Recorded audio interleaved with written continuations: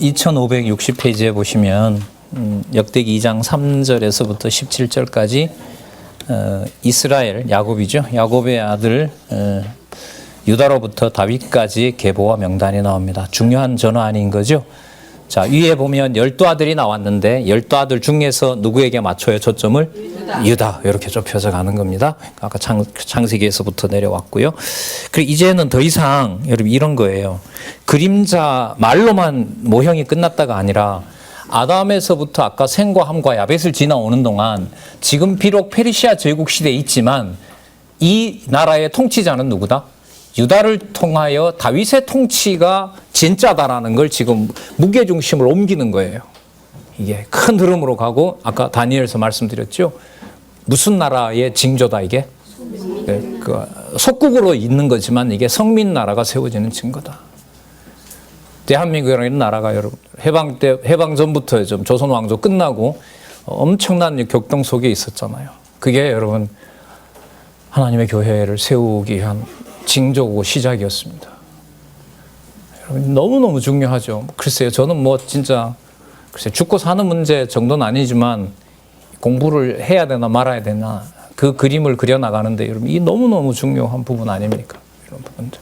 아, 이게 중심이 여기에 있구나. 다윗이 위대해서가 아닙니다. 누구 이름이 보존되도록 하신다? 그렇죠. 거기에 초점을 맞추셔야 돼요.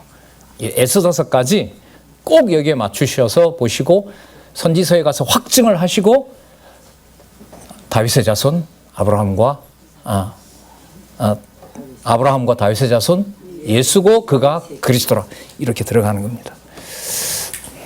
자, 2장 4절에 보시면 유다의 며느리 다말이 유다로 말미암아. 여러분 이런 족보 넣고 싶을까요? 빼고 싶을까요? 여러분들이 족보 편찬하는 문중의 맛손입니다. 뺄까요? 넣을까요? 빼야죠. 유다의 며느리 다말이 유다로 말미암아. 그럼 시아버지와 며느리가 이 얘기 아니에요, 이게.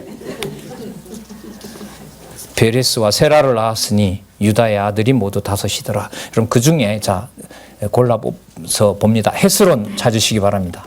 찾으셨죠? 네. 자, 헤스론 그다음에 7절로 가서 아갈이라고 나옵니다. 아갈 찾으셨어요? 네, 아갈. 자, 그다음 8절에 가시면 헤스론이 나오죠. 자, 7절을 제가 읽어볼게요. 가르미의 아들은 갈미라고 나오죠. 이게 여호수아에 보면 갈미라고 나오는데 여러분 미리 하나 말씀드리면 역대기를 읽으시다가 보면 마태복음 족보나 창세기 있는 족보의 이름이 다릅니다. 그러니까 이런 게 있을 수 있어요. 아까 아브라함도 아브라함으로 바꿨죠. 그러니까 과거 족보를 얘기하면서 이름을 그대로 둔 경우도 있지만 이름이 바꿔진 경우도 있습니다. 그건 이제 저는 의도가 있다고 보는데요. 예.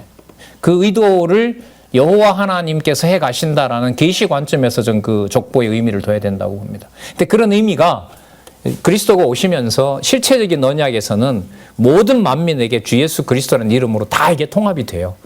로마라는 이름은 큰 이름이고 로마의 속국인 예루살렘에 사는 성도 이름은 약한 이름이고 그런 구도가 그리스도가 오면서 싹 깨져버린 거죠. 다 깨져버린 거예요.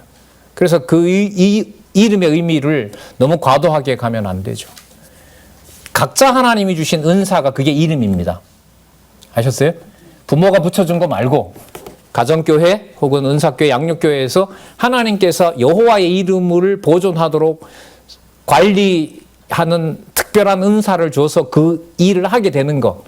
그 일이 바로 이 사람들이 가지고 있었던 이름이라고 보시면 돼요. 이름값을 하는 거잖아요. 누구 이름값? 내 이름값을 하는 거잖아요. 교회가. 맞죠? 교회가 내 이름값 하는 거잖아요. 아니죠? 누구 이름값? 네, 여호와의 이름값을 하는 거죠. 여호와 하나님, 주 예수 그리스도 그 이름값이 은사로 다 주어져 있습니다. 그러니까 교회를 내 눈에 파악을 못하죠. 할 수가 없죠. 자, 7절 가르미의 아들은 아갈이니 저는 마땅히 멸할 물건으로 인하여 이스라엘을 뭐 했다? 괴롭게 한 자예요. 그러니까 아까 보세요. 며느리와 시아버지 관계에서 나왔죠. 이스라엘을 괴롭게 한 자도 들어있죠. 이거 다 족보로 말하면 뭐 하고 싶은 사람들이에요? 다 버리고 싶은 사람이죠. 아니요. 아니에요.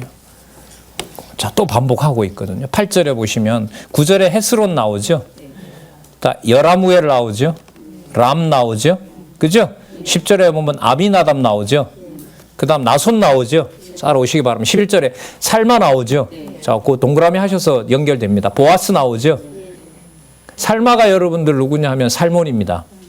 아셨어요? 마태복음 가면 이 사람이 이제 룻기 40장 20절에 21절에 가면 오벳은 이새를 낳으니라 거기에 나타나는데 살마라고 나오죠. 살몬이라고 나옵니다. 의미가 조금씩 다릅니다. 그 다음에 보아스 나오죠. 그죠? 그 다음 오벳 나오죠. 그 다음에 누가 나와요? 이새 나오죠. 그 다음에 14절에 가면 일곱째 다윗을 낳았으며 나옵니다. 그렇죠? 예, 유다에서부터 해서 아담에서부터 자 다윗까지 연결을 시켰고요. 또 자매도 나오죠.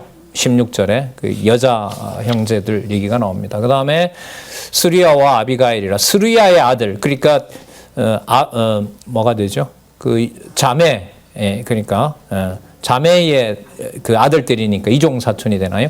아비새, 요압, 아사엘 아주 중요한 다윗 왕국을 건립해가고 솔로몬으로 이어질 때 여러분 그 유명한 요압이 여기 나오네요. 조카들인 거죠. 이 조카와 아들이 막 이제 공모를 해서 다윗을 몰아내려고 하는 그 왕조가 다윗 왕국이었는데 여호와 하나님께서는 약속하신 대로 당신의 이름을 보존해 오셨다. 이렇게 나가겠죠. 그 방향은 넘기겠습니다. 2장 18절에서부터 41절까지 성경 그 강론집 본문에 가면 그 내용들을 필요한 부분들 또 다 찾아놓고 안내해 놓고 있으니까요. 그런 거 이제 공부하시면서 살펴보면 됩니다. 여러분 2장 18절에서부터 41절에 보시면 헤스론의 아들 갈렙이 나오죠. 갈렙은 여러분 아시는 대로 여분네 아들입니다. 정탐꾼이죠. 예, 정탐꾼인데 그러니까 다윗 왕조 계보가 아닌 누굴 소개해요? 이게 유다 지파 계보. 이걸 잘 보셔야 돼요. 그 유다 아들인 베레스의 아들인 헤스론의 아들들 이렇게 해서 갈렙과 여라무엘을 소개합니다. 자, 18절에 헤스론의 아들 갈렙이 그 안에 죄송합니다. 여분네 아들이 갈렙이 아닙니다. 죄송합니다. 정정합니다. 여분네 아들 갈렙이 아니고 여기는 헤스론의 아들 갈렙입니다. 예, 제가 이걸 말씀드리려고 했는데 자, 어쨌든 어느 지파예요? 유다 지파라는 사실을 꼭 염두에 두시면 되겠습니다. 그 다음에 그리고 사건들을 중간중간에 조금씩 거론을 하고 있어요. 21절에 보면 그 후에 헤스론이 60세에 길르앗의 아비 마길의 딸에게 장가들어 동침하였더니 저가 헤스론으로 말미암아 스굽을 낳았으며 이거 아주 오래된 역사 지금 반복하죠. 열왕기 역대기에 기록된 것도 소개를 하고 있고 24절 같은 경우에 보세요. 헤스론이 갈렙 뭐라가 나오죠? 그럼 에브라다 여기가 이제 또 베들레헴 이렇잖아요. 에브라다 베들레헴 이게 전부 지명 이름입니다. 이게 지금 여기서 소개가 돼요. 그러니까 이건 예루살렘에 있는 데는 아니잖아요. 예루살렘 밑으로 내려오면 한 10km 지점에 에브라다 베들레헴이 있는 거죠. 여기가 이제 앞으로 뜨게 되는 거예요. 여기에 다윗이 태어나잖아요. 여기서. 자, 그 다음에 30절의 끝에 보시면 25절에 이제 바뀝니다. 인물이 헤스론의 맏아들 누구라 그래요? 여라무엘. 아까 그 18절에 보면 헤스론의 아들 갈렙이라고 나왔죠. 그럼 여기는 맏아들은 아닌가 봐요. 근데 이제 순서를 맏아들 소개를 먼저 안 하고 25절에 보면 헤스론의 맏아들 여라무엘을 소개합니다. 자, 그런데 재밌습니다. 30절 끝에 보시면 아들이 없이 죽었고 이렇게 나오죠. 찾으셨어요? 32절 끝에도 보세요. 뭐 없이 죽었고? 아들이 없이 죽었고. 그걸 누가 해오셨다는 걸까요? 여호와께서 한 거죠. 왜 그 사람들이 그렇게 거기 모여 사느냐? 아들을 안 줬기 때문에 그렇다. 그걸 여호와께서 해오셨다 이거죠. 35절 볼까요?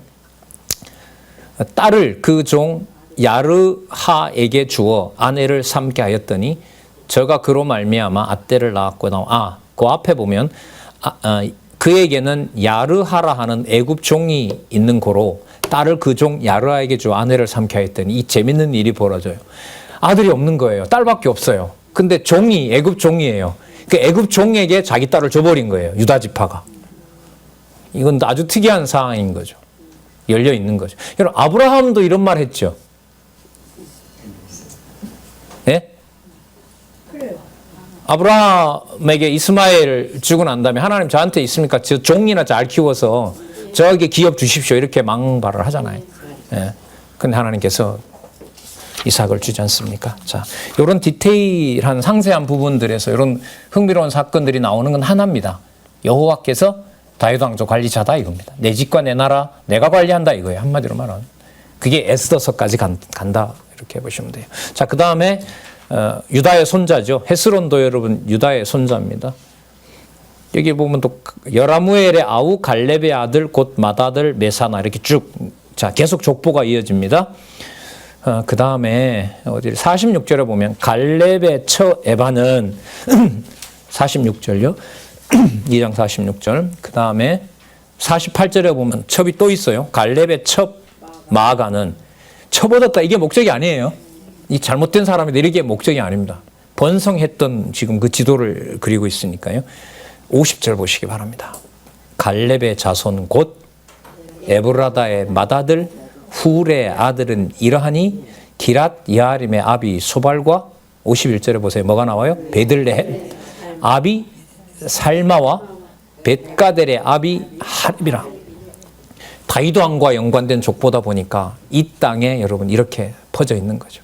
그래 아까 보세요. 이 땅은 땅대로 관리를 하는데 하나님께서 베들레헴 이 출생지에 가서 어느 가문이 그렇죠. 유다 가문 중에서도 다윗의 조상들이 여기 들어가서 그 다윗 할아버지부터 증손 그 위에 올라가면 고손 얼마나 이게 더러운 피예요. 그죠? 기생 라합, 그 다음에 룻 이런 과정을 통해서 극적으로 여기에서 하나님께서 준비하신 왕이다라는 걸 설명하려는 거죠. 53절 중간에 보면 살마의 자손들은 어디에 베들레헴이라고 나오죠. 그죠? 여러분 이걸 좀 소개하는 이유가 나중에 이제 그리스도께서 어디에서 출생하시죠? 그렇죠. 베들레헴에서 출생했다라는 것과 연관이 되기 때문에 좀 살펴보는 겁니다. 55절에도 재밌는데요. 야베스에 거한 무슨 족속? 야, 이건 참 흥미롭죠. 우리로서는. 서기관 족속이 있어요. 그 족속이 뭐 하는 거죠? 계속 문서를 카피하는 거예요. 카피해서 계속 전해주는 일들을 이 서기관이 하고 있는 거죠. 자, 넘겨볼게요. 2567페이지 지금까지 나타났던 1장과 2장을 정리하는 내용인데요. 거기 중간에 보시면 이 계보의 핵심은 아담에서 노아로 찾으셨습니까? 49장 10절 위로 5번째 줄에 보면 아담, 노아, 아브라함, 이스라엘, 유다, 다윗 왕 이렇게 이어지고요. 49장 10절 다음에 문장 보겠습니다. 곧 여호와께서 세우신 다윗 왕이 실체의 대상인 누구의 계보를 따라? 아담의 계보를 따라. 이건 너무 중요한 거예요. 아담의 계보를 따라. 그래서 그 마태복음 1장 1절을 사본을 보면 아브라함 이름이 먼저 안 나오고요. 아브라함 이름이 먼저 안 나와요.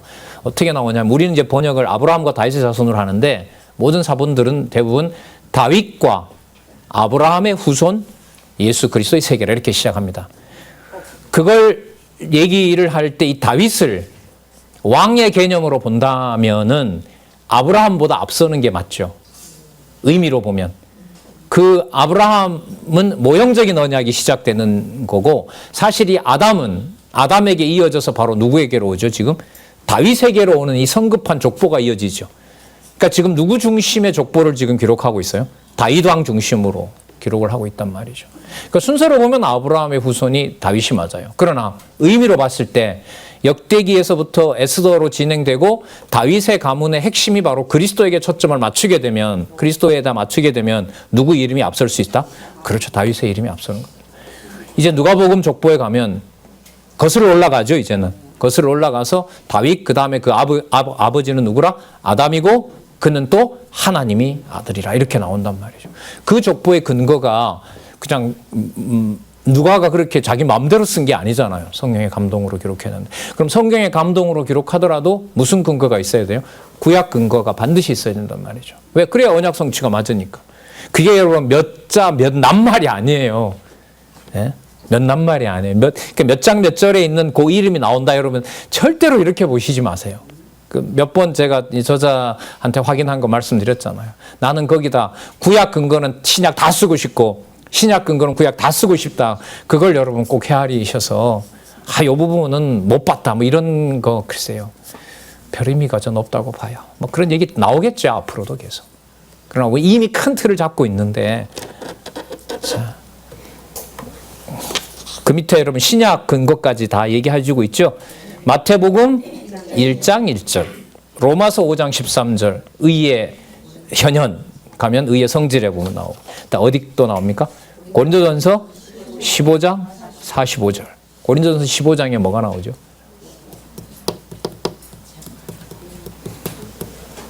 (16장에는) 부활이 나와요. 그게 단합과 일치와 연관이 돼요. 어쨌든 큰 그림을 그리고 있어. 마태복음에서부터 어디까지요? 고린도전서까지 다라고 보시면 돼요. 그 근거가 어디에 있다? 자, 이게 여러분 앞으로 성경 강론 공부하는 방법이에요. 그러니까 지금 여기서 마태복음, 로마서, 고린도전서가 나왔잖아요. 마태복음, 그다음 로마서, 고린도전서의 근거가 어디다? 역대기 1장, 2장이다. 라고 저쪽에 기록이 안 돼 있더라도 공부는 그렇게 한다 이거죠. 무슨 말씀인지 아시겠어요? 그러니까 여러분, 하나님이 주신 목숨 붙여놓은 한까지 그렇게 공부를 하나님이 하게 하신다고 저는 확신을 합니다. 자, 그 다음 다윗 이후의 계보. 그럼 여러분 여기서 다윗 이후의 계보라고 할 때는 앞부분에 있는 뭘 다윗에게 붙여야 되겠습니까? 실체의 대상인 아담의 계보를 따라 언약대로 유다 자손으로 출생한 다윗 이후의 계보. 그렇지. 예, 권사님, 그렇지. 맞아요. 그렇게 해야 됩니다. 정확하게. 예. 우리 훨씬 넘으신 노건사님들이 알아듣는다는 게 난 진짜 4시간마다 신기합니다. 특히 이걸, 아유, 참. 다윗 왕이 실체 언약의 대상인 아담의 계보를 따라 언약대로 유다 자손으로 출생했으니까 이걸 읽을 때도 요거 달고 읽는 거죠. 자, 그러면 다윗의 계보. 그래서 여러분, 열왕기와 내용이 같기 때문에 역대기는 안 해도 된다라는 말을 하면 절대로 성경신학이 아닙니다. 지금 의미도 여러분, 열왕기 반복한 적 한 번도 없습니다. 여러분들한테. 그죠? 예. 이탈 왕조멸망 안 나왔잖아요. 의미가 다른 거니까. 다른 거니까.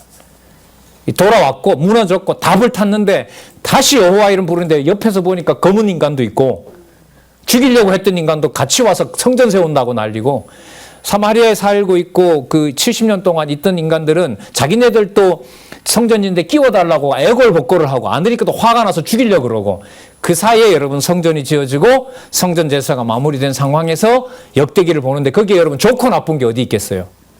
무너진 것도 뭐한 일인데, 좋은 일이었고, 그게 더 나은 성전을 짓게 하는 하나님의 언약이 성취된 건데, 과거에 해방했던 인간들이 나쁜 인간들이고 우리를 도와주는 사람이고, 아니요. 역대기는 이 모든 게 다 무너집니다. 나중에 역대하에 가셔서 솔로몬 왕 번역, 특히 역대하 10장에서부터 28장까지 제목이 뭐냐 하면은요. 자, 역대하 10장에서부터 28장까지 제목이 뭐냐 하면 다윗 왕국의 보호입니다. 여기 보시면 분국 시대의 보호가 나오거든요. 분국 시대의 보호에 가면 다윗부터 시작해서 마지막 돌아올 때까지, 귀환할 때까지 왕들의 잘못을 별로 문제 삼지 않습니다. 열왕기와 거의 다른 분위기입니다. 그 히스기야 아들이 있죠. 아주 고약한 므낫세 있죠. 므낫세를 얼마나 하나님 잘 섬겼다고 띄워놓는지 모릅니다. 역대기 가면. 전혀 다른 책이에요. 네, 그때 가서 또 설명을 드리도록 할게요. 자, 아담에서 아까 실체적 언약과 관계된 저는 그 개념 때문에 그렇다고 봅니다. 자, 다윗의 그 족보를 볼까요? 헤브론에서 7년 6개월 있고요. 예루살렘에서 33년을 있는데, 자, 4절 볼게요. 이 6은 다윗이 어디에서 낳은 자라? 헤브론에서 6명인 거죠. 그 다음에 5절 보시면 예루살렘에서 낳은 아들들은 이러하니 시므와 소밥, 나단 나오죠. 나단도 유의하시고요. 그 다음에 솔로몬 나옵니다. 이 자들이 몇 명이냐 하면 예, 몇 명? 14명인가 그래요. 딸까지 넣으면 14명입니다. 예, 그래서 전부 여기 보면 20명이에요. 명단이. 여러분 그 5절 끝에 보면 네, 그 시므와 소밥, 나단, 솔로몬 네 사람은 다 암미엘의 딸 바수아의 소생. 바수아가 여러분 밧세바입니다. 그 이름이 이렇게 바뀌어져 있어요. 이렇게 보면. 여러분 밧세바라는 말은요. 뭐 나온 김에 한번 보면 이게 맹세의 딸이라 이런 뜻이에요.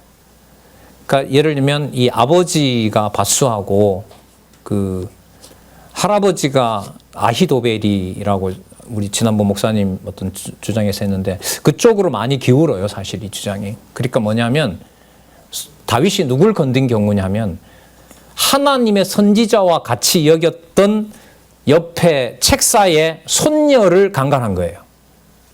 엄청나게 이게 보통 사건이 아니죠, 이게.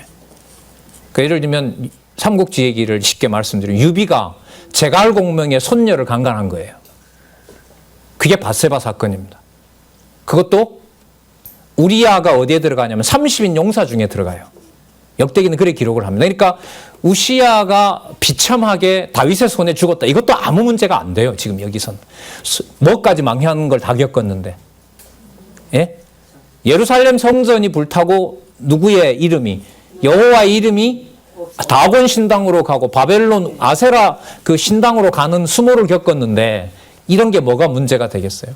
이건 장차 그리스도가 오셔서 십자가에 아무리 처참하게 돌아가시더라도 그게 여호와 살아계시지 않는다고 말을 못하게 하는 증거입니다. 그게 교회사입니다. 2000년 교회사고 이 정도 급이어야 여러분 한국은 근대사가 정리가 됩니다.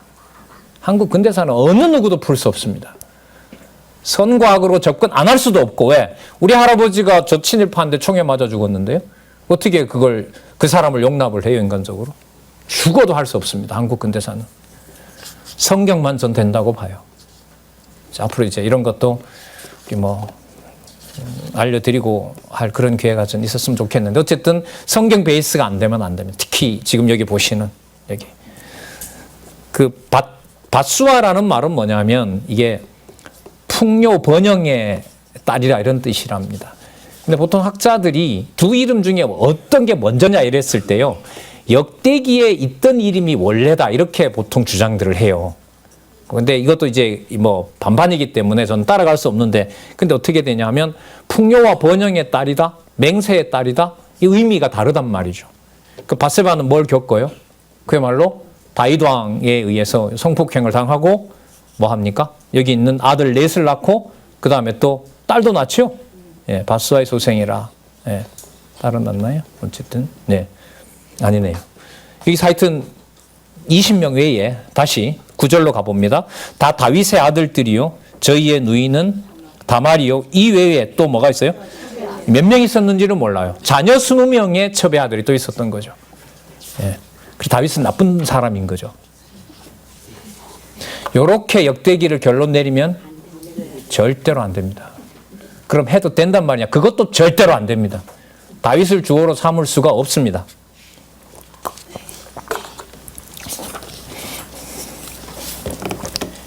자, 여러분 이 아들 중에 누구로 맞춰갈까요 이제? 그렇죠. 그렇게 보시면 돼요.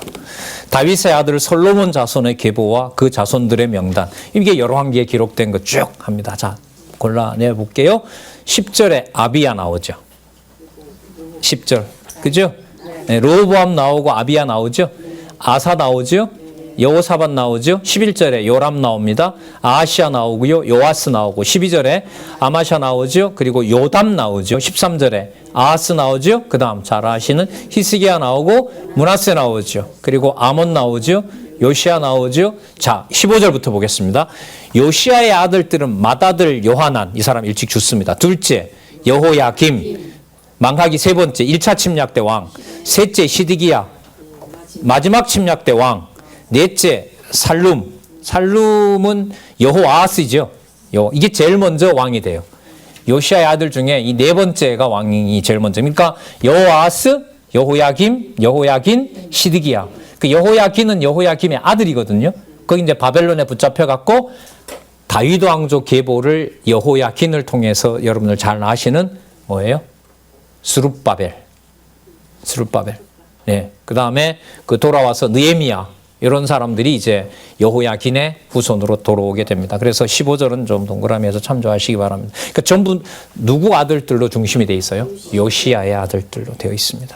그러니까 요시야를 하나님께서 그렇게 개혁 정치를 하게 했는데 그렇게 여호와의 이름을 관리하게 한 다음에 아들 때에 와서 아들들이 다 그냥 누구예요? 여호아스는 애굽에 끌려가서 죽고 맞죠? 여호야김은 말 안 듣다가 또 맞아 죽나요? 여호야김은 바벨론에 붙잡혀가고 시드기야는 또 덤비다가 느부갓네살한테 죽고, 예? 비참한 종말을 고하는데 하나님께 범죄해서 이렇게 좋은 가문이 망했다, 이렇게 결론을 내시면 안 됩니다. 이걸 문제 안 삼아요, 역대기는. 이거 문제 삼지 않습니다. 그러면 하물며 여러분, 그리스도가 오시기 족보도 그렇게 문제를 안 삼는데 교회는요? 그게 겁나는 거예요, 이게.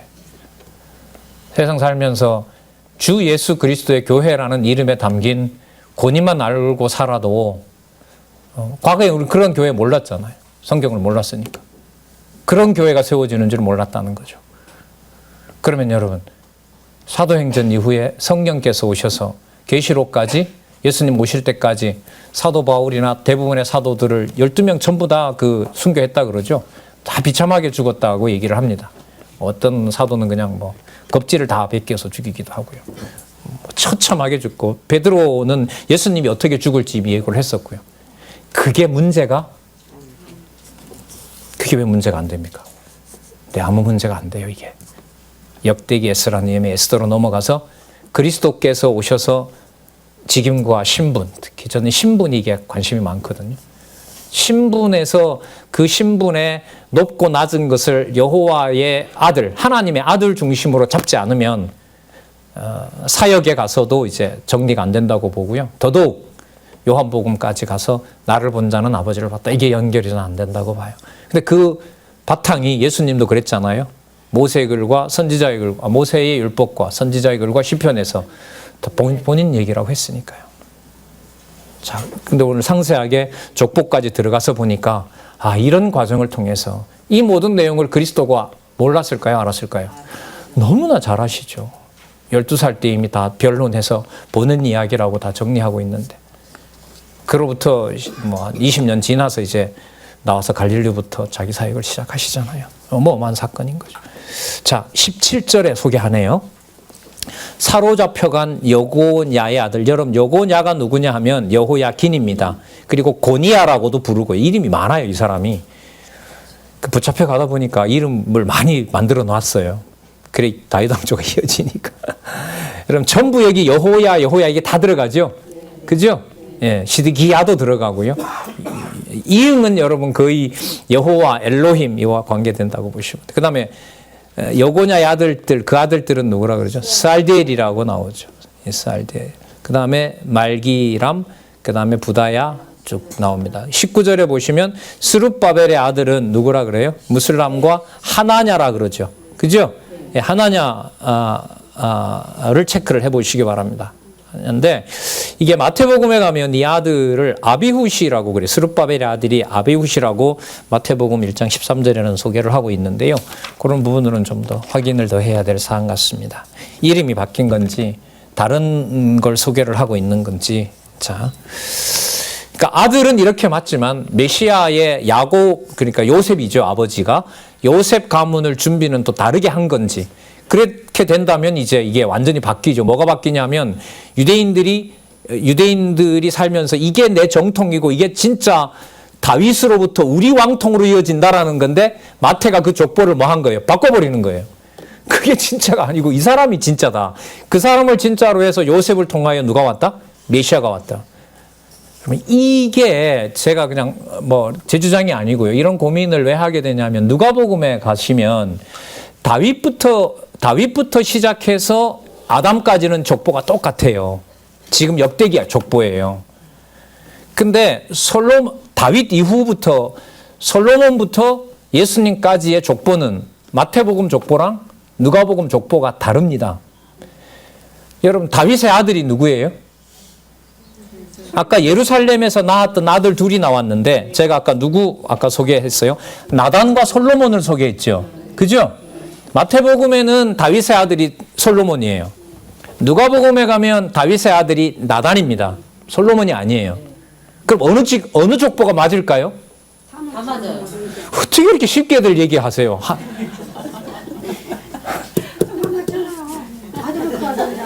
그 어느 족보를 통해서 그럼 예수님 오셨을까요?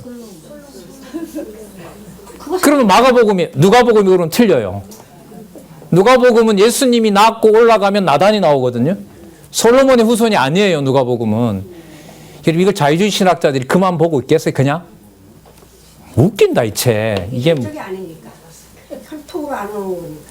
예, 물론 여러분 이제 놀라셔서 절 보는데 절 보실 게 아니라 여러분들이 강론집을 철저하게 안 보시다 보니까 제가 약점이 들어있는 질문을 던져서 여러분들이 지금 당황하고 계신 거예요. 거기 보시면 법적 개념으로 이렇게 됩니다. 그래서 나단 쪽의 계열은 여러분 이게 누구 쪽으로 가는 거냐? 이게 아니요. 마리아 쪽으로 가요. 마리아 쪽으로 가요. 마리아 쪽으로 가요. 유다 지파예요, 다. 유다 지파고.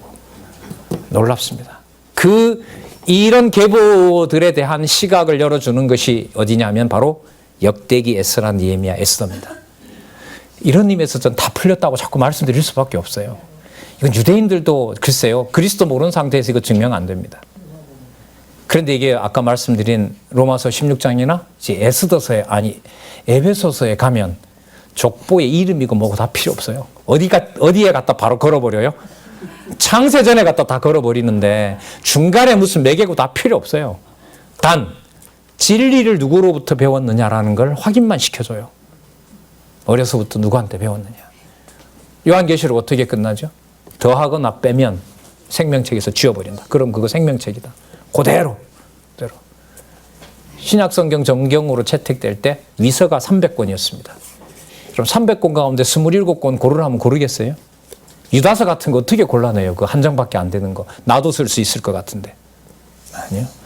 말씀 관리도 누가 하셨을까요? 예. 보혜사 성령께서 하신 일입니다. 그 일이 완성된 시대에 저는, 그러니까 뭘 읽고 말씀드릴 수밖에 없는 게 이것도 끝났습니다. 이것도 끝났습니다. 이렇게 끝났습니다. 이게 여러분들 앞으로 진행될 강론입니다. 그리고 욥기 들어가서도 이걸 이렇게 보시지 않고 욥기로 가면 안 됩니다. 그래야 페이지가 이어집니다. 이거 간단하게 말하면 요즘 이거 아니에요? 그러니까 네가 전부냐? 아니요. 4월에 와서 발표하세요. 그러면 아니면 이게 저희들 포럼입니다. 자, 앞으로 관련된 이 족보가 민감하고 중요하고 그걸 여러분 방어 못해서 신약 성경은 뭐가 돼요? 문서설로 전락하고. 그거 우리 지난번 우리 그 좌담회 때 또 다루었죠? 저 자랑 싹 밝혔습니다. 그 자유주의 신학자 바트어만이 제기했던 수십 가지 질문들 상세한 것까지 100% 다 그때 답해서 신문으로 나갔습니다. 이런 거는 앞으로 이제 뭐 시리즈 방식으로 하든지 간에 지금 좌담회처럼 이렇게 묶어서 이제 하나로 딱 보시면 아, 이 전쟁이었구나 이렇게 되는 거죠. 자, 또 보도록 할까요? 넘기셔서 볼게요. 이 중에 이제 솔로몬을 택하고 그 아까 하나냐 같은 것도 체크하셨어요. 앞으로 공부해 가는데 뭐 몰라도 상관은 없습니다만 방어하는데 연구가 필요한 부분이라고 생각을 합니다. 자, 그다음 21절에 보면 하나냐의 아들은 불라다와 여사야라고 나오죠. 자, 관련된 사람만 읽어볼게요. 여사야, 그 다음에 르바의 아들인 아르난, 그 다음에 오바댜, 스가냐, 22절에 보면 스마야, 22절 끝에 보면 느아야라고 나오죠. 거기 동그라미 하시고요. 엘료에네도 나오고요. 24절에 엘료에네, 아이고 어렵네요, 그죠? 그 다음에 7사람이더라 나오죠. 저 사람들은 뭐냐면 솔로몬의 계보와 포로 귀환해서 당시에 살던 사람들까지. 자, 아까 중간에 누가 나왔어요? 스룹바벨 나왔죠, 19절에. 그죠? 19절에 스룹바벨이 나왔잖아요. 스룹바벨은 어디서 태어났어요? 바벨론에서 태어났잖아요. 그럼 그 이후의 사람들은 어떤 사람들이에요? 돌아와서 지금 살고 있는 사람들. 이걸 쓸 당시에. 그래서 여러분 마태복음 가면 아브라함부터 다윗까지 연례되어 다윗으로부터 잡혀가기 전까지 연례되어 잡혀가서 돌아올 때까지 연례되더라. 그리고 그렇게 해서 요셉 다음에 바로 메시아라 하는 예수가 태어나니라. 그것만 보셔서는 안 돼요. 역대기 지금 여기도 봐야 되고요. 그렇게 확인하려면 저쪽에 창세기도 해야 되고. 이 연구를 이제 이스라엘 사람들은 거의 99.9% 다 해놓고 머릿속에 환하겠죠. 누구 갖다 붙이면 될까, 연결을. 그렇죠. 그 일이 이제 남아 있습니다. 뭐 말씀드렸잖아요. 그 지난번 어떤 선교에서 얘기대로 받아들이면 반나절이면 끝난다고. 유대인들은 뭐 다 자기네들 얘기니까 아, 그렇게 그래서 누가 왔구나, 메시아가 왔구나, 그러면 이제 끝나는 거죠. 이방 구원 이제 끝나는 겁니다. 진짜 우리는 막차 탔다 그래야 되나요? 막차 중에서도 완벽하게 만들어진 여러분 같은 칸을 저희들은 타고 있다 이런 생각이 듭니다. 자, 2573에 가시면 유다 자손의 계보가 나오죠. 그 밑에 설명을 일단 봐요. 이게 중요합니다. 역대기상 4장 1절에서부터 거기 물결 표시하시고요. 4장 123절이 아니고요. 4장 1절에서부터 23절은 여호와께서 어디에서 돌아온? 바벨론에서 돌아온 유다 자손의 계보를 계시합니다. 아주 중요하죠. 그럼 이렇게 철저하게 계보를 하나님이 관리하신다면 여러분들과 제가 오늘날 여기서 주 예수 그리스도를 교회 머리로 믿게 된 거 누가 관리해 오셨을까요?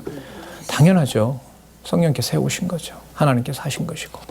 그래서 하나님의 교회고 진리의 기둥이고 한마디라도 교회를 훼손하는 말을 안 하고 싶고 안 믿어지면 그냥 입 닫고 살고 싶고 투덜거리더라도 버려지더라도 잠시 하나님 버린다는 거 알고 버려지게 해주십시오. 기도도 하고.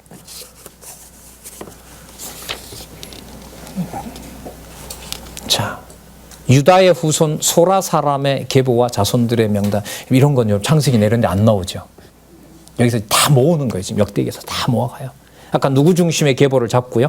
아담에서부터 다윗까지 잡고 그 주위에 있는 누구? 유다 사람들. 돌아온 사람들 이제. 자, 한번 볼까요? 유다 아들들 베레스 나오죠? 베레스 또 나오죠? 베레스, 헤스론 쭉 나옵니다. 3절에 가서 볼게요. 2절 끝에 보세요. 족속을 가르쳐 줍니다. 소라 사람의 족속. 확인하셨어요? 3절에 보면 에담 조상의 자손들. 그리고 4절에 끝에 보면 이는 다 베들레헴의 아비, 에브라다의 맏아들, 훌의 소생. 또 나옵니다. 자, 베들레헴의 아비. 그 에브라다가 먼저고 그 다음에 베들레헴이네요. 이게 여러분, 그럼 여러분 이게 뭐가 베들레헴 족속의 아비가 되는 거죠. 에브라다의 또 맏아들이 누군지 밝혀주고 있고요. 여러분 10절인가요? 9절 보시기 바랍니다. 자, 야베스는 그 형제보다 존귀한 자라. 그 어미가 이름하여 야베스라 하였으니 이는 내가 수고로이 낳았다 함이더라. 야베스가 10절 보세요. 야베스가 이스라엘 하나님께 아뢰어 가로되 원컨대 주께서 내게 복에 복을 더하사 나의 뭘 넓히시고 지경을 넓히시고 주의 손으로 나를 도우사 나로 환난을 벗어나 근심이 없게 하소서 하였더니 하나님이 그 구하는 것을 허락하였더라. 이건 뭐냐면 아버지 저 족속은 왜 저렇게 땅이 넓어요? 같은 유다 족속인데 그거 그때 이런 일이 있었기 때문에 그래. 누가 그렇게 해주신 것이다?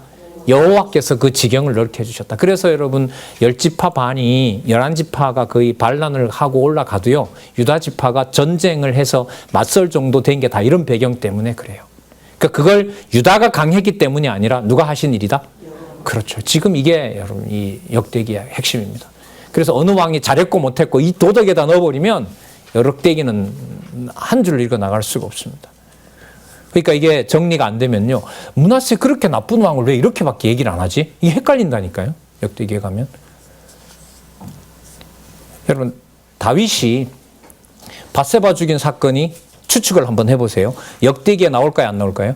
나오겠죠. 그렇지 안 나오지. 왜냐하면 그걸 무시하니까. 네, 권사님이 깜짝 놀라셔가지고 바로 수정을 했는데 밧세바를 범하고 우리아를 죽인 사건이 역대기에 나올까요? 안 나올까요? 안 나와요. 안 나와요. 솔로몬이 처첩 1000명 얻은 거 나올까요? 안 나올까요? 안 나와요. 번성했다는 얘기만 나와요.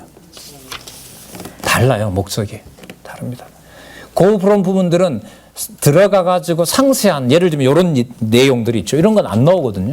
창세기도 안 나오고 출애굽기도 안 나오고 열왕기 사무엘에도 안 나오고 열왕기도 안 나와요. 아담으로 시작하는 얘기에서 다윗을 볼 때는 이게 다 몰려가는 거예요. 그러면 여러분 뭔 일이 벌어진 걸까요?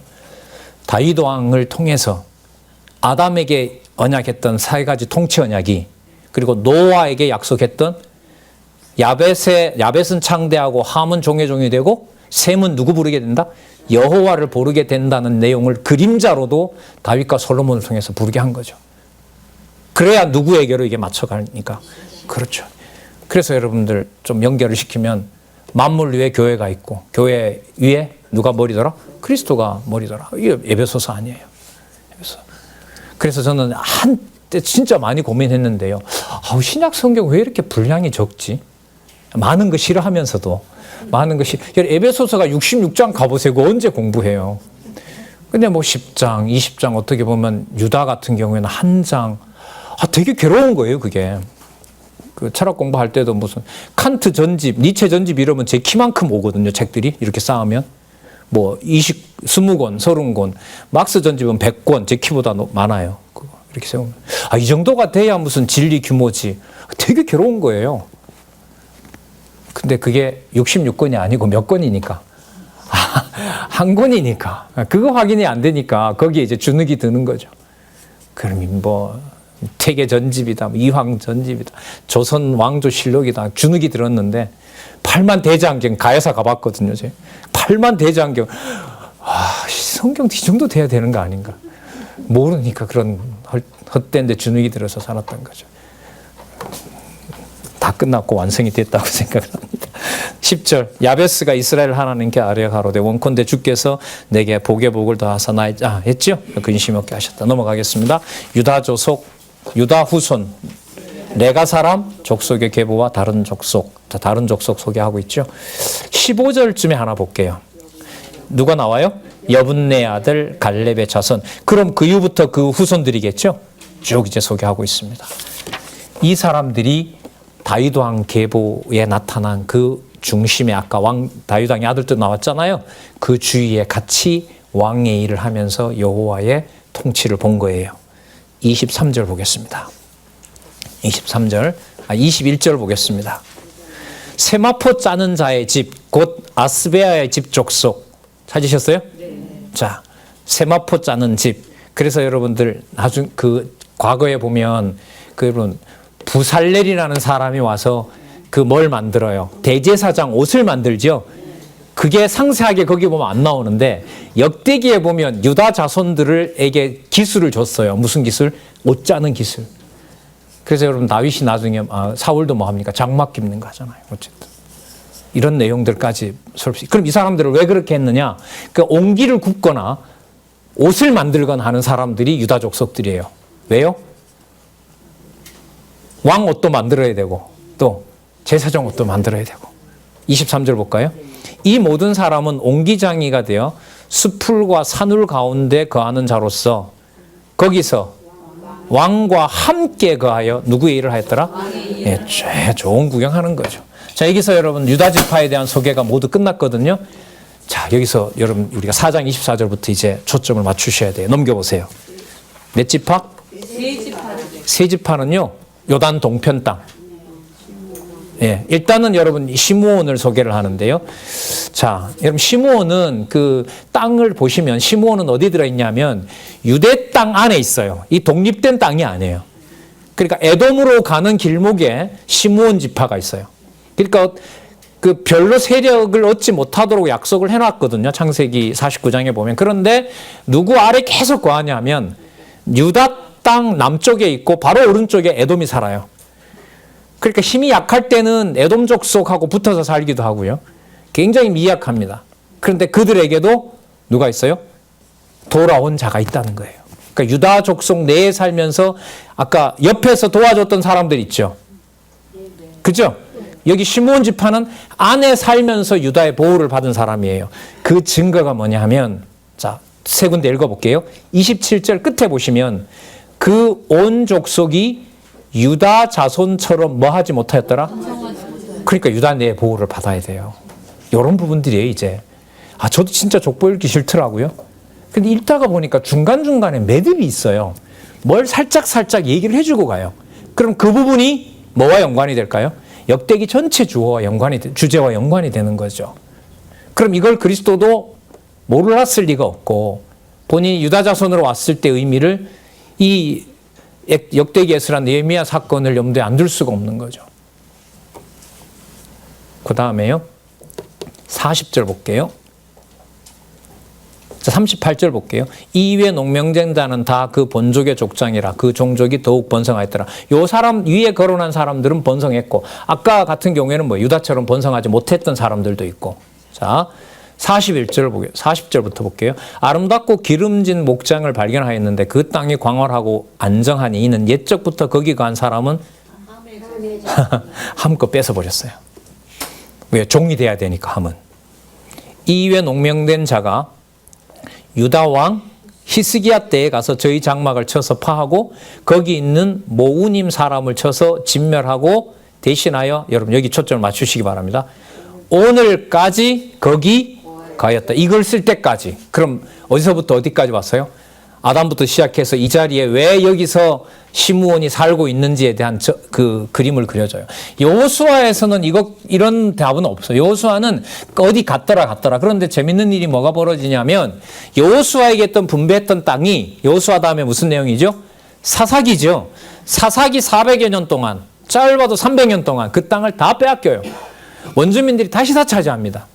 그리고 사울로부터 전쟁이 시작되고 다윗이 회복을 했고 결국은 망했고 돌아와서 보니까 옆에 또 누가 있어요? 시므온 지파가 있는 거예요. 이게 누구로부터 거슬러 올라간다? 누구까지? 아담까지 거슬러 올라가서 여기 하고 이 환경 속에 아브라함과 다윗의 자손 예수 그리스도라고 하는 예수가 나니라, 이렇게 시작이 됩니다. 예수라는 그리스도가 나니라. 그야말로 에덴 동산과도 비교할 수 없는 그리스도가 오셔서 이 땅을 관리하시고 운행하시고 만들어낼 건 또 다시 또 만들어내시고 통치하시는 일이 바로 교회라는 이름으로 진행되고 있는 거죠. 자, 43절 끝에 보시면 피하여 남아있는 아말렉 사람을 치고 어디까지? 언제까지? 오늘까지. 거기. 이거 체크하시기 바랍니다. 이거 중요한 단서입니다. 여기 보면 세 지파 반이고 유다 지파가 아닌 다른 지파도 그렇다는 거죠. 자, 여러분 강 건너 있는 두 지파 반은 어떻게 할까요? 여기도 소개합니다. 자, 보세요. 확대가 되죠? 유다만 돌아왔다. 이렇게 정리가 돼요? 안 돼요? 역대기가? 아니에요. 이미 망해버렸는데, 한번 거슬러 가볼까요? 720년에 망했으면 740년에 이사야가 쓰여지니까 예언 기록으로 보면 740년 다음에 640년, 540년, 440년, 300년 전에 망하고 흔적도 없고, 아까 여러분 지도 보셨잖아요. 바벨론까지 800km예요. 이란까지 가면 1000km가 넘어요. 거기서 돌아온 자들이 오늘날까지 거기에 거하였더라. 고레스 명을 받고. 이보다 더 강한 증거가 어디 있어요? 이게 역대기인데 어떻게 열왕기의 내용하고 똑같다고 해요? 아니에요. 막 가슴이 터질 것 같아요. 나중에 저는 유대인들이 이거 받아들이고 여기서 메시아의 단서를 찾잖아요. 제가 볼 때는 머리가 터지는, 가슴이 터질 겁니다. 이 여호와가 이렇게 준비해서 오늘날 여기까지 하나님의 교회를 예루살렘까지 7월달 되면 남북에서 들썩이는 구호가 있어요. 우리나라에. 북한 선교하는 분하고 북쪽에 있는 지하교회 성도 7월이 되면 기도 제목 하나가 딱 뜹니다. 빨리 평양에서 예루살렘으로 가게 해주세요. 여호와여 하나님. 이게 7월 말에 있는, 저들 지난번 목사님들하고 공부하러 갔을 때 저기 어딘가요? 수양관에 그 대회 열렸거든요. 가서 그때 북한으로 보내는 성경도 한 권씩 사왔습니다만은 우리 책 한 반밖에 안 되는데 번역 괜찮게 되어 있더라고요. 거기서 이제 기도하고 각자 또 예루살렘 가는 사람도 있고, 뭐 인도 가는 사람도 있고, 뭐 북한 접경으로 가는 사람도 있고, 뭐 두만강 쪽으로 가는 사람도 있고, 거기서 교육받고 다시 흩어지죠, 다. 그리고 이제 각 보고하고 그렇게 가는 일이 여러분 7월 달에 어쨌든 아직 우리랑 접촉이 아직 안 됐습니다만은 그런 일들도 벌어지고 있습니다. 작은 사건으로 볼 수는 없습니다. 진짜. 5장 1절 부분에 5장 초반에 아주 흥미로운 사건이 나옵니다. 5장 1절부터 볼게요. 뭐 이런 게는 있을 수 없는 일입니다. 이스라엘 장자 르우벤의 아들들은 이러하니라. 르우벤은 장자라도 그 아비의 침상을 더럽게 했으므로 장자의 명분이 이스라엘의 아들 요셉의 자손 중에서도 제일 말제인 아브라함에게 갔죠. 맞습니까? 그런데 족보에는 뭐대로 기록할 것이 아니에요? 장자의 명분대로 기록할 것이 아니에요. 그러니까 족보책은 르우벤부터 써요. 그러나 장자는 누구예요? 에브라임이에요. 그 다음 또 2절 유다는 형제보다 뛰어나고 주권자가 유다로 말미암아 났을지라도 장자 명분은 또 누구에게 있어요? 요셉에게 있어요. 족보책 르우벤부터 써야 되고요. 장자는 에브라임이고요. 주권자는 유다라도 유다부터 또 족보책 쓰면 안 돼요. 이걸 하나님이 다 정해놓은 거예요. 이 모든 계열들을, 이런 모든 방식을 나중에 누구 아래? 그리스도 아래 다 모아서 12제자 별 출신 성분도 좋지 않은 12제자를 불러서 하나님 나라를 다윗의 마지막 아담에게 언약했던 마지막 아담으로 오셔서 하나님 나라를 이루시고, 여러분 그게 교회입니다. 이게 교회예요. 이렇게 하나님이 공들이시고 이걸 터뜨린 게 여러분 그리스도도 빨리 가시고 싶고 빨리 보고 싶어 했던 지상에서 확증되는 당신이 재림할 때까지 세워지는 교회입니다. 그 교회의 짧은 기간에 가장 큰 번성과 어마어마한 신학적인 발전과 지식의 보고인 한국교회가 무너지고 있는 현장에 여러분들과 제가 한가운데 있습니다. 우리도 겪는 부분이 있고요. 솔로몬의 번영과 같은 그 번영 속에 있죠. 그 사이에 우리는 말씀도 듣게 되는 일이 벌어지고 있기 때문에 단지 고맙다고는 할 수가 없는 상황에 전 있다고 봐요. 자, 요 1절에서부터 2절 구조. 그러니까 주권자, 그 다음에 혈통의 뭐예요? 장자, 그 다음에 하나님이 인정해주는 장자. 그 의미들을 여기서 다 달리하고 있고 전부 누구 계열 아래 있어요? 다윗의 통치 아래에 있게 된다는 걸 얘기를 해주고 있어요. 6절 보겠습니다. 그 아들은 부엘하니 저는 루벤 자손의 두목으로 아스루 왕 디글라 비레셀에게 사로잡힌 자를 몇 년 전요? 이 장시로 보면 300년 전. 300년 전 사건을 꺼내서 다시 이걸 뭐 하는 거예요? 돌아온 자들을 이제부터 소개합니다.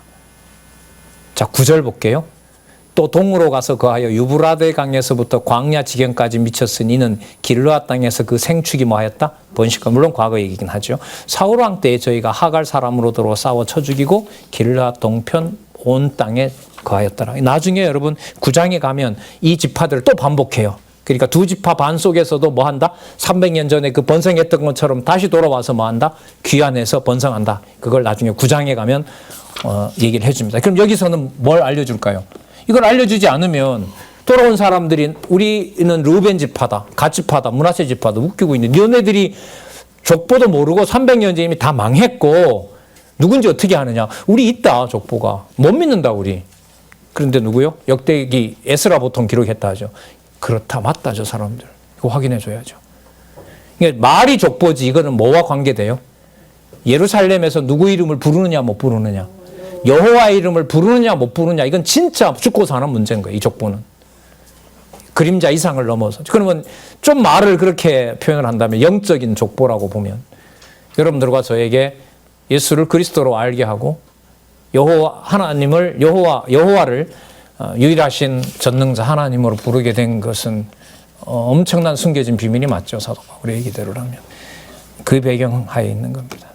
그러면 여러분 여기 르우벤과 갓과 므낫세 반지파 같은 경우에는 와서 유다에 있는 여호와의 이름을 부르게 되는 거기 때문에 누구 보호 속에 들어간다고 보면 될까요? 자, 유다 자손의 보호 속의 이야기가 어디에 나온다? 역대기 상반부에 나온다는 거예요. 그래서 하나로 봐야 된다는 거예요, 제 얘기는. 나오잖아요, 이렇게. 다시 돌아오고 120도에 흩어져 있는 데까지 이미 잡혀가 있는 북쪽 이스라엘 백성들도 있고요. 돌아올 자들도 있고요. 그래서 확대해서 메시아가 오실 준비를 하시는 거고 로마 제국이 전 세계를 제패할 때 한때 두때 반때에 누가 오신다? 예, 그리스도라고 하는 예수가 나니라 이렇게 갑니다. 자, 5장 18절부터 26절에 보시면 두 지파 반이 승리했을 때 거처와 패망한 후에 거처인데 어디를 보시냐면 26절 보시기 바랍니다. 26절. 자, 같이 한번 읽어볼까요? 5장 26절 시작. 그러므로 이스라엘 하나님이 아수르 왕 불의 마음을 일으키시며 아수르 왕 디글랏 비레셀의 마음을 일으키시며 같은 사람입니다. 곧 르우벤과 갓과 므낫세 반지파를 사로잡아 할라와 하볼과 하라와 고산 하숫가에 옮긴지라. 저희가 오늘날까지 거기 있는 이 사람들은 못 들어봤어요. 그 120도 속에 같이 거기서 살고 있는 거죠. 유대인들과 같이. 그런데 여러분 이렇게 밝혀준 족보를 가지고 그쪽에 보내버려요. 그럼 유대인들이 함께하는 르우벤과 갓과 므낫세 반지파를 무시할 수 있을까요? 없을까요? 없죠. 같이 살아야죠.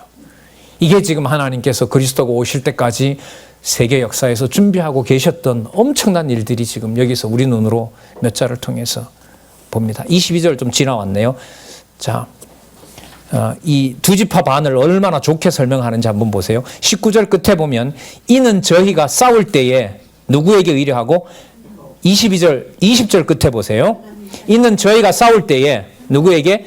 하나님께 의뢰하고 부르짖음을 하나님이 들었다. 그래서 지금 300년 전에 망했다고 해서 무시하면 안 되는 사람들이었다. 이 사람들이. 그럼 좋게 얘기하잖아요. 디글렛 비레셀이 나온다고 해서 범죄에다 단지 망했다 이렇게 쓰는 게 아닙니다. 22절 또 볼게요. 죽임을 당한 자가 많았으니 이 싸움이 누구에게로? 그럼 왜 그때 그렇게 졌느냐? 그것도 하나님께서 그렇게 하신 것이다. 왜? 하나님이 관리하시니까. 자, 25절에 보면 저희가 그 열조 하나님께 범죄하여 하나님이 저희 앞에서 멸하신 그 땅 백성의 신들을 간음하던 섬긴지라. 그러므로 이스라엘 하나님의 아수르 왕의 불의 말 이제 읽었던 대로 거기에 오늘날까지 가였더라. 그러면 여러분 나머지 지파도 그렇고 이 글을 기록할 당시 그렇고 어떤 표현이었어요? 아담 때부터 언제까지? 글을 기록할 오늘날까지 거기에 가였더라. 누구를 중심으로? 유다 지파를 중심으로. 여러분 이 유다 지파를 중심으로 일어나는 이 계보들을 어디 가서 우리는 답을 하나를 확실하게 확인할 수 있냐면 선지서의 에스겔서 40장에서부터 48장에 가면 하나님께서 천상에 있는 땅을 분배하시는데 에스겔 당시로 봐도요. 북쪽 이스라엘은 벌써 150년에 망한 나라예요. 그런데 유다 성전을 중심으로 유다가 사각을 만들고 있고 그 주변에 위아래로 누가 살아요? 7지파, 5지파가 있는 땅이 나와요. 그 근거를 찾으라 이러면 어디냐면 역대기 1장에서부터 9장에 있는 거예요. 이렇게 연관이 돼요. 이 모든 걸 늘 말씀드리지만 그리스도가 모를 리가 없죠. 그리스도가 오셔서 진짜 이 모든 걸 다 꽉 모아서 이제 당신이 이제 펼쳐 보이시는 거죠. 그래서 마태복음 1장 1절. 그러니까 여러분 유대인들이 이렇게 보존을 했는데 이 유대인들이 이렇게 복음 듣기를 간절히 구할 수밖에 없죠. 이제 빚갚으러 왔다라고 하고 2016년에 이제 번역은 됐는데 하나님 어떻게 하실지. 저 시계를 보다 보니까 조금 지났네요. 5분 지났네요. 그래요. 식사하시고요. 6장에서부터 9장까지 아주 흥미진진합니다. 이 보통 계보들이 아니에요.